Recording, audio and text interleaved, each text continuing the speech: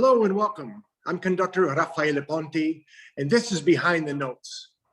Today, my very special guest is an amazing musician, bassist Leonid Finkelshteyn. Lenny, welcome. Thank you for inviting me. I'm very happy to be here. It's such a pleasure to see you again. And I know I want to thank you right up off the top because I know today's been a very hectic and busy day for you. You're a principal bass with the North Carolina Symphony, and you had a rehearsal this morning, I know, for a very special performance this evening. Would you tell us about it, please? Well, in fact, we had a first concert for public today in the afternoon and then in the evening. It's only 250 people involved. And all this year we were recording and transmitting it for subscribers. It was all difficult programs and interesting concerts, but tonight it's a great, the violinist is probably, for my taste, the best in the world. Augustin Hadalik. Oh, wonderful player. Absolutely unbelievable player. And we played Beethoven Concerto, which is it's a really difficult concerto to play and he's amazing. It's just a pleasure to play, and so it's exciting. I agree with you. He's phenomenal. I saw him in Tanglewood, and it was absolutely stunning. This kid should get a lot more praise than he's getting right now because he's really the real deal. And I heard that he just recently got very great violin. It's Guarneri del Gesso, the last violin he ever made. So this instrument projects unbelievably, and it has dark and beautiful, gorgeous sound. And he's amazing. That's great. So he has the youngest del Gesso. No, he has the latest del Gesso. The oldest or the last one made? The last one made. So it's the youngest violin. The youngest violin. Yeah, but this guy really knew by that time how to make the great instrument. He got it right by the last one. Good. Oh. What has it been like? I know you, like you mentioned, you've been recording performances for your patrons. What does it feel like to record as opposed to playing for a live audience? It's so wonderful to be back in the concert hall with human beings breathing and that synergy that you feel from the stage. What's the differences and what does it feel like to be back? For sure, right? For me, it's much more natural and easy to play for public. I get energy from public, so I'm happy to respond with the public. With recording, it's very different. I mean, you're constantly aware that any moment, maybe camera is right in your face, and it takes some guts to play it like this. But I used to it somewhat, and I did it before. It's not recorded with Leningrad Philharmonic, where I'm from, with Leningrad, and also I was a part of the All-Star Orchestra with Jerry Schwartz, which is they put all the great musicians from all over the country to New York, brought it to New York, and we recorded it basically without rehearsals. It was pretty intense. So with like great musicians, never played together, but put it together, and it was amazing, really amazing, truly amazing play. And they have DVDs now. They showed it on public television. They're great concerts. I've seen those videos and the recordings, the performances, and it's quite amazing. And when I look around the orchestra, it's a who's who. It's really an all-star orchestra. It's really fantastic. I'm really lucky to be there. That's for sure. I would say they're lucky to have you. No, well, very, very sweet of you, but no, I'm very lucky to be there. Now, recording these videos like your symphony's been doing for probably the past year, correct? Correct. Is it feel different than doing a recording for a CD or doing a regular recording? Are they taking the best cuts, or are you just doing a straight performance and putting it up? Or are you editing and fixing things? They're very different.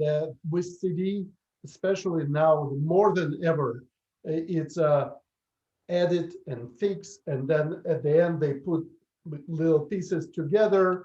And it's not like in the past, in a long time ago, let's say, it was just recorded and that was it. That was recording CD. And for example, Grigory Pitigorsky, one of the most famous cellists in the world, he played Schumann concerto, and they asked him, "Oh, we don't have enough time. I'm sorry, we ran out of time. We have only like 40 minutes to record it." He said, "Okay, fine." They recorded it, and at the end, it was perfect. And then at the end, clarinetist said, "Bravo!" And that got onto CD. That's what we have now. And that was it. He played it once and was done. Now, Wow. similarly, we're doing it right now for recording, but it's not for CDs, so it's different. So we don't have to be absolutely perfect, although we want to be, of course. We would prefer. But it's really a live performance being recorded. Correct. So we're recording it only twice. We're recording from beginning to the end once, and from beginning of the end twice, and that's it.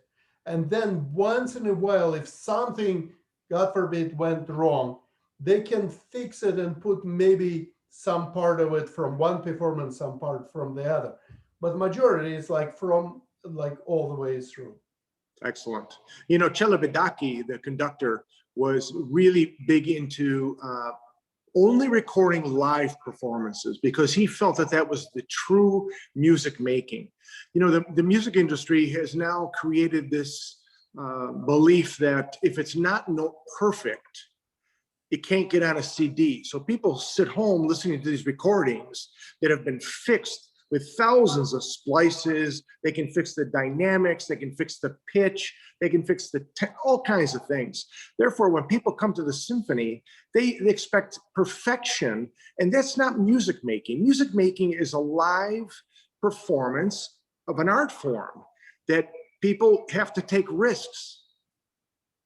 I completely agree with you. It's very unfortunate for me when I hear some recordings of absolutely the slices and dices like together, putting it together.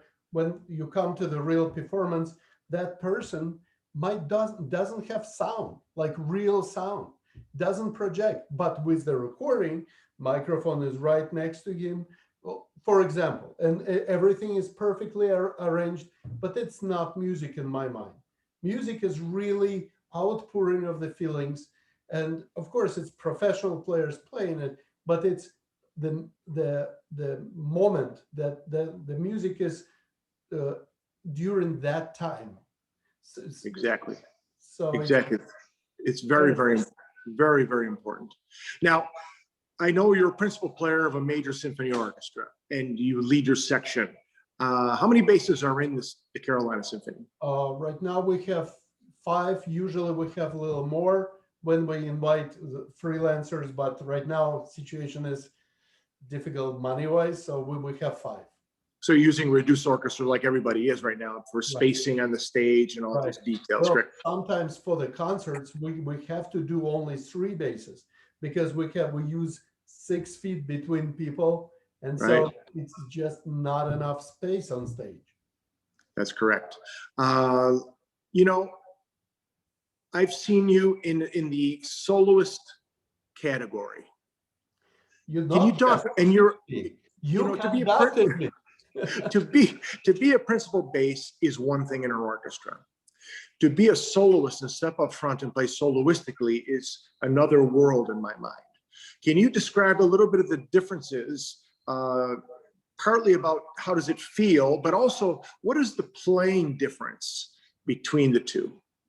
Well, it's two absolutely different things. You know, playing in the orchestra, you're part of the big picture. You are a little like a little part of the big machine, which makes it beautiful sound of the orchestra. When you're soloist, you're really in front. You're the main thing, and the orchestra is accompanying you. So in terms of for bass, I'm lucky enough that once in a while my orchestra and other orchestras let me play as a soloist. But during like studying, we study to play solo pieces, but majority of bass players never get to play that because it's rare for overall. It's very rare for bass player to be a soloist, and so it requires completely different bravery. Let's say you need to project. You have to have strong sound. You have to have totally different set of mind to be a soloist. On the other hand, in the orchestra, if I would be a section player, you have to be part of that group. You have to look at your principal. You have to really blend. As a principal, I have to be in charge of how my section plays. So I play myself and trying to play as well as I can, of course, and hope that I'm leading the section in the right way. So partially it's to work with the section and then with conductor, and then together playing. Very often we're playing together with cellists. So basically, and very often bass players is not just foundation, harmonic foundation of the orchestra, but rhythm as well. So very often we have to be together with timpani. Timpani, right? And so we constantly have to be aware of things going on in the orchestra. Soloist, of course, I'm hopefully when you're soloist, you're more free to do your things. And I hope you have a sensitive conductor like yourself who can keep the orchestra slightly down, because the bass is very big instrument, obviously look huge, but the sound wise, we're not like trombone who's playing really loud, or like trumpet. You're very familiar with trumpet, right? So trumpet, you can be dominating the orchestra. With bass, it's not that easy to do. I remember when I figured that out as a conductor, that the bass, I thought, wow, this is the largest string instrument. It must project the most sound. It's really contrary. It's very different than that. Correct. Well, some basses are different than others, but overall, it's some people find it's so low sometimes it's hard to hear. So let's say violin is bright and projects very high, so people hear it much better than a low instrument. So the solo pieces written for bass, concertos, are very often in the high register of the bass, and so you'll be able to project it. String instruments, violin, viola, cello, are tuned in fifths. Let's talk a little bit about, for our listeners, the tuning. The strings are in fourths on the bass, and why is that, and what are they? Well, bass is much bigger instrument, and so the fingerboard is much longer. So if cello is playing 1, 2, 3, 4, they can reach like this. We cannot reach that far. We go 1, 2, 4. We're using only 3 fingers, and so in order to connect between strings, we have to do it in fours. The notes what they used on the strings is exact opposite from violin. Highest instrument, highest string on the violin is E. Right. This is our lowest. So we go right. E, A, G, D, G. But if you want, I can show it to you. I would love it. So I don't know if you can see me. We see it perfectly. Okay, good. So this is G, top is G, D, A, and E, right? So compared to all string instruments, bass is the youngest instrument of them all. Wow. Because it was it's sometimes and there is not really exact size or exact form on the bass. We have a variety of double basses. Like my bass is pretty big. You can see it's not a small instrument, but and it has violin corners. Do you see these corners here, like this, looking like violin? And it has a round back, round like on violin. There is a majority. There are other violins, basses, which is viol corners, which is straight like this and straight here. Some of them have flat back, absolutely flat back. Some have flat back, and right here it goes inside, so it's easier to reach the bass. Otherwise, right here. So the sizes varies from literally very small instrument, almost like a big cello, to humongous instruments, which is really hard to play. Now, my instrument, I'm lucky to have it. It's a great instrument, but it's sizable instrument. It's pretty big, so it's not easy to play this one. It's a beautiful sounding instrument. If I remember correctly, it was a beautiful sounding instrument. It is. Now, the instrument itself, Lenny, if I remember your story you told me, this instrument has a really interesting story to it, where you found it. Would you tell us about that? Sure. I was looking for many years to find a really great instrument, and it takes a long time. Usually when the dealers sell in the bass, usually it means that players didn't like it enough to buy it from the person, and so person goes and sells it through the dealer. So to find some really good instrument, you have to contact people, you have to walk around. So at one time I had pretty good bass, but it was not what I wanted. So I drove from Raleigh to Washington, then to New York, then to Montreal. And while looking at all these instruments, I came back we couldn't find anything, came back, and then I heard that there is a bass for sale in Rochester. So instead of going down to North Carolina, I turned right and go to Rochester. And it was like a snowstorm. And the principal— There's always a snowstorm in Rochester, even in August. Exactly. And principal of Rochester Symphony was selling this bass on behalf of somebody else. It was not his instrument. Apparently, the player who bought this bass, he bought it in Argentina, in Buenos Aires in 1930s somewhere, and he exchanged it for a case of wine. Now it's hard to believe because instruments like this now cost a lot of money. But anyway, he brought it in and he played in Rochester all his life. And then when he died, he donated it to the orchestra. And it was a loud instrument, and for some reason they decided to keep it in the basement, and it exploded because it's very dry there. So somebody was really talented to put it all together, really did a good job on it. And that's when I arrived. And I tried it. It was like a big house, a Victorian type of house. And in the basement, I tried.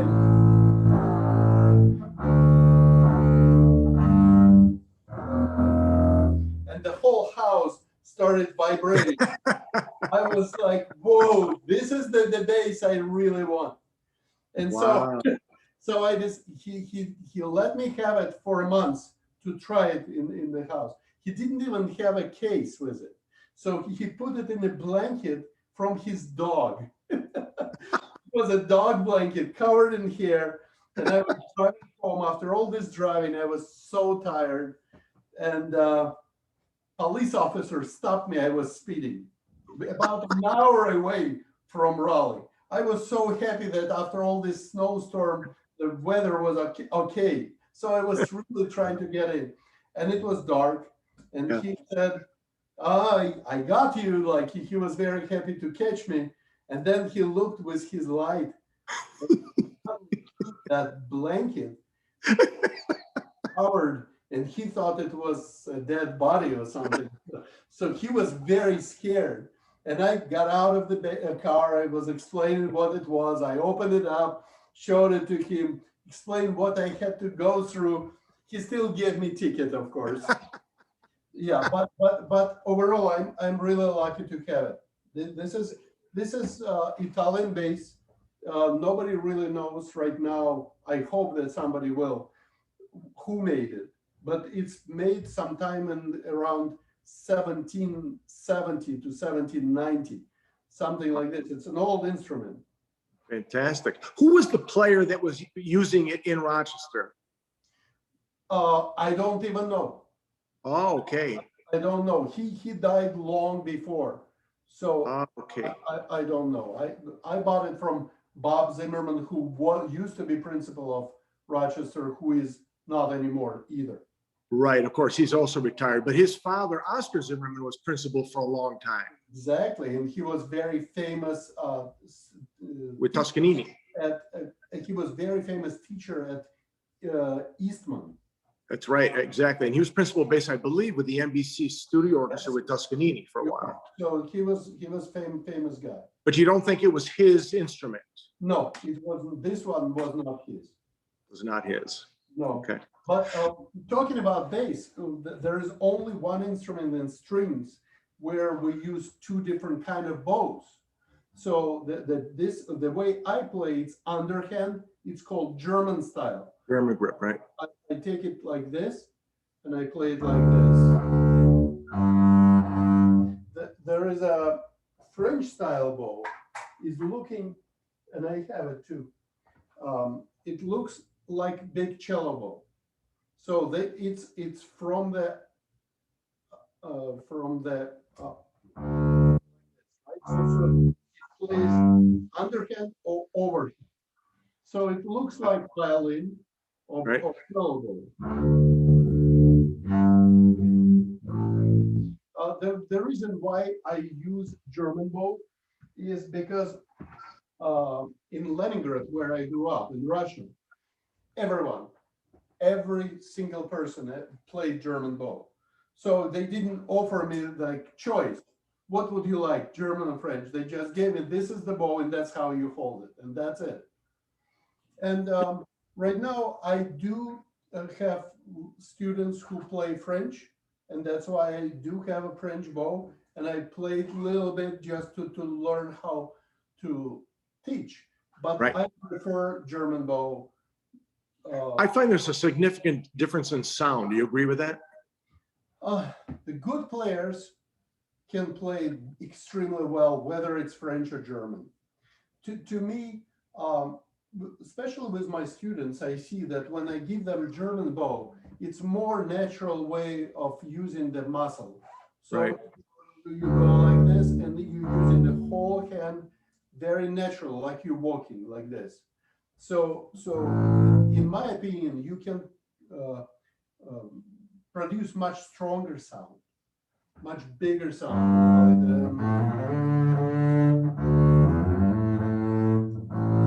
Right, like that. This way, some people are incredibly talented and can play French bow very loud, very easily doing it. So it really doesn't matter really. It's as long as they're good, it doesn't matter which bow you use.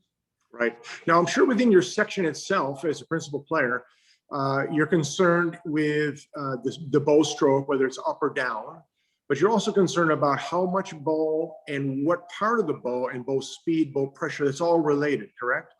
Correct. Can you talk a little bit about that? And also, it's important to play on the same part of the string. Do you agree with that? To get the same color? Usually, I have a section which has been like this together for a very long time, so we understand each other. So usually, if it's piano, it's towards the tip of the bow.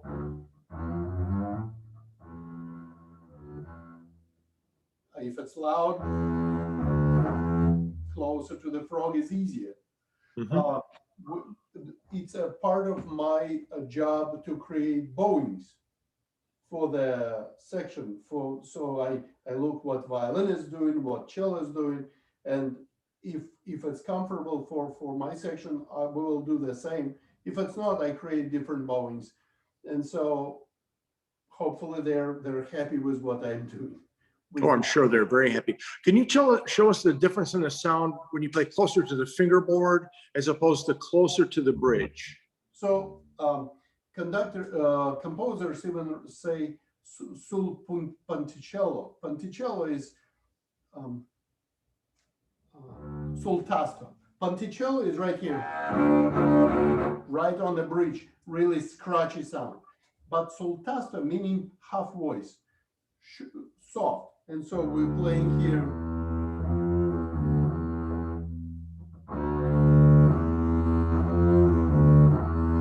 If you can see, it's very, very different. Very, very different. Very beautiful sound. Interesting about the bass that our lower string is E, but very often in the orchestra we have to double the cello line, octave lower, and their lower string is C, lower than what we can do. So what we do, we have extension. If you can you see it? If you have to tip it down just a little bit so we can see it. There you go. Right here, this is extension. We basically elongate the string. Let me adjust the camera, maybe you will see it better. There you go. Right, so can you see it now? Yes. Okay, so as you can see, this is E, and then we open. And now it's low C. Wow. Very, very fat, big sound here. Right, so there are many, many different, there is a variety of things. Some people don't have these closures and just go like this by the hand. Some people have mechanical closure here, and there's like a little pedals here, which control. So I prefer mine because if I need, I can go by hand. But if I need, let's say, to hit only low D, so instead of right, this is a lot of work. Exactly. Now, when the C string is open like this, the extension's open, do the other strings have a sympathetic harmony? I mean, do they vibrate differently because of the extension? Somewhat different, but not hugely different. And sometimes, like when I play solo, I sometimes set it up for D, and then this D is, and this D is vibrating, so it's a little bit stronger vibrato, but not always. Right. So for solo playing, we sometimes use solo tuning. That's also what cello sometimes using and violin sometimes using scordatura. Scordatura, yeah. Changing one string or changing another string just to tune differently. For bass, for solo tuning, we use everything one step higher. So instead of G, it will be A. And like in Russia, we didn't have special solo strings, so we just cranked up the normal strings, which is creating a much stronger tension. And right. What doesn't kill you make you stronger, of course. Right. But here there's a variety of strings you can buy specially designed for solo tuning. Oh. So you buy a string which is not G but A. So it becomes A, E, B, and F sharp in the bottom. So what it does, it creates slightly brighter sound for the bass, little bit easier to project, little bit little higher, and so the variety of composers wrote pieces specifically for solo tuning bass. For example, the concerto I played with you was Kusevitsky concerto, and Kusevitsky was very, very famous Russian bass player, but then when he immigrated here, he decided to become a conductor, and he was conductor for many, many years of Boston Symphony, and he actually created Tanglewood Festival. He's very, very famous music figure in the world. but he wrote this concerto for solo tuning instrument. Nowadays, some people use solo tuning, some people use orchestra tuning, realizing that it's sometimes for students is more difficult to switch strings all the time. It's not Right, of course, of course. It's very fascinating, very fascinating. The Kustavisky you played was so expressive and beautiful, and that's a really monumental work in the repertoire. It's a great piece. I really like it, and I played it actually in Eastern Music Festival with when your daughter saw me play. That's correct. As a matter of fact, that's how I heard you, and that's how I said I have to have him as a guest artist because you were fabulous. At the time I didn't realize that, but she's fantastic violist, and I'm really glad that she liked what I did. So, She always takes the credit. She says, "I got Lenny the gig." right? You did. You really did. Please say hi to her. I certainly will. Lenny, you're a big, soloing, playing in a major orchestra. Eastern Music Festival is a very important music festival in the summer that educates young musicians to become professionals in a real professional environment. You play in a professional orchestra there that's really fabulous under Gerard Schwartz. You also teach in the university there. So you're a big component of music education. Question is, how important do you feel music is in people's lives? Well, let me put it in. It's not easy question. I mean, because it's not just about playing an instrument. It's not just about learning notes and rhythms and a melody. It does other things for people, and it's an important factor to create everything from brain development to learning all these life skills through music. And I know you're a big component of this. So would you talk a little bit about education in music? I actually have a pretty big private studio, which is, I'm working with students starting from age 7, believe it or not. Wow. I have a girl who is 7 who really wants to play bass. And now they're making much smaller instruments specifically for kids. But I find that for me, it's very interesting. It's working on the, like some people come to me and they have attention deficit disorder, right? And it's very popular now. People discover that they do have it. Sometimes maybe it's a false decision that they do have it. You never know. But I think that working on the bass, working on the music is really changing their lives. Like truly, they might not gonna be professional bass players, mostly probably not. So, some are really fantastic, talented, and they going to be. But some their parents and themselves saying that after studying music, after really getting serious, I'm learning how to use my brain, how to use my ears, how to, most important, be able to concentrate. And as soon as they concentrate, it's a different way, different skill they're learning. And very often I say to them that, look, you have to use the same brain what you have to use for, let's say, math problem, right? You use the brain, not just ears. You don't play by ears your music. You use everything you got. And also practicing pushes them to think about timing, like how to schedule their time well. And that's creating this discipline, which is really helpful, not just to play an instrument, not just to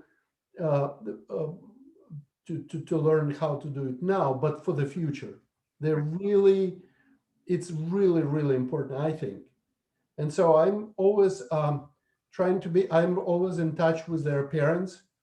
And I was good at school. Like school was very important for me. In Russia, I had to be a student, otherwise I would not be able to get in the conservatory. And if I would not get in the conservatory, I would be sent to the army right away. And who knows what would happen then. So it was very, very important for me to be good at school. And I hope that my kids also, for them, I always encourage them to be good at school. And I think the music really helps. Like I started playing piano when I was 6, and only by age 13 I started bass, but I didn't finish playing piano. I kept playing piano, and actually it was we had to do some piano playing in the conservatory as well. Right, right. But I played a little better than most, so it was good, because once in a while I get to accompany my student. So it's easy it's not when it's not really hard, of course, because I haven't played it professionally for many years. But this is important for how you think, how you listen, the music, working in the music. And also, let's say they become engineers, they become physicians, they become doctors, they will keep the love of music forever, I hope. And they will, some of them continue playing in some local small orchestras, and some come to the concerts and support classical music, which is important. I think classical music is great because it went through so many years, and because people love it, and because music which was not that great didn't survive, period.